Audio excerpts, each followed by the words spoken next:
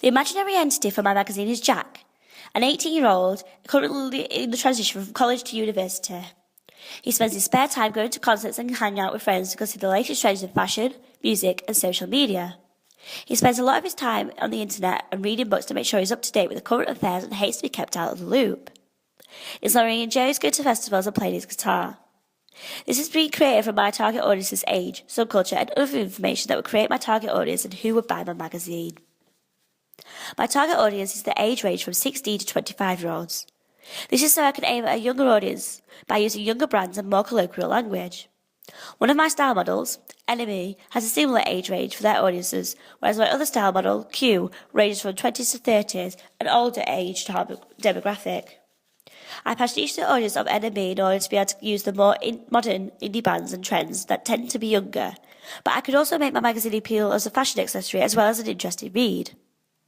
This will be more popular with a younger audience, as younger generations tend to follow trends in what their friends are reading, rather than older ones who will buy a magazine due to what they like. This will be more beneficial to my magazine, as it will receive more readers if it looked cool and interesting to the younger audiences who will buy a magazine for these reasons. My target audience is also of the indie subculture. The subculture is associated with independent music and varied non-mainstream fashion sensibility, liberal or independent political views, alternative spirituality or religious views, and alternative lifestyles. Interests in media include independent films such as Clash and websites such as Pitchfork Media. Both my style models of Enemy and Q magazines use the subculture genre as certain texts, such as music magazines, feature the subculture capital to relate their product to that particular subculture and to target their audiences. This is according to Sarah Thornton's theory from 1995, by making my magazine focus particularly on demographic and what they would find interesting, meaning that my magazine's content would appeal to my target audience. This would mean I would have to find content to satisfy both mainstream and niche audiences, as indie has become a broad church.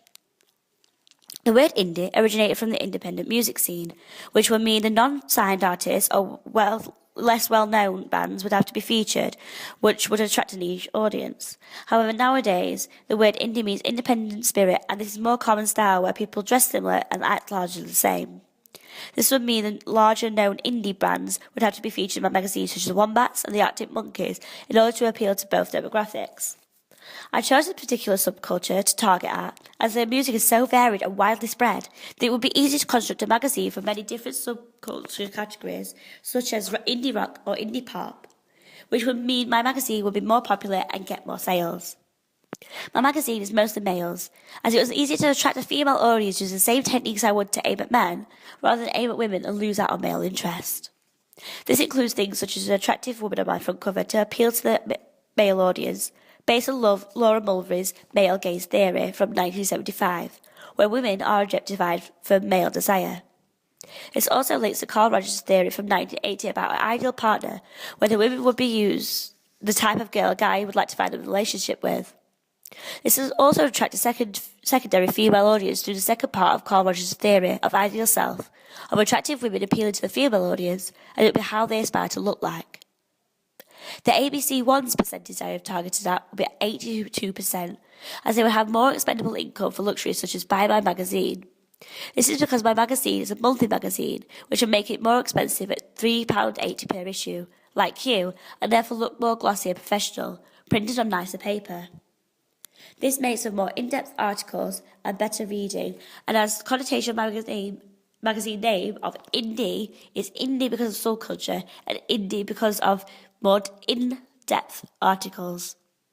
Also, because ABC ones are stereotypically better educated, it means that they would want to buy a magazine that would be interesting to read with more information in it rather than any social group.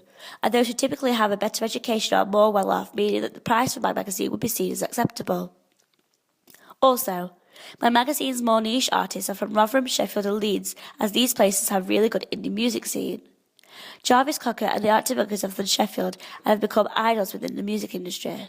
Because I based my magazine in Leeds, it means that the surrounding areas, including Rotherham and Sheffield, mean that it's unique, almost niche magazine due to its content, which makes my magazine appeal to a wider audience, and overall, giving my magazine an easier demographic and therefore would have more sales.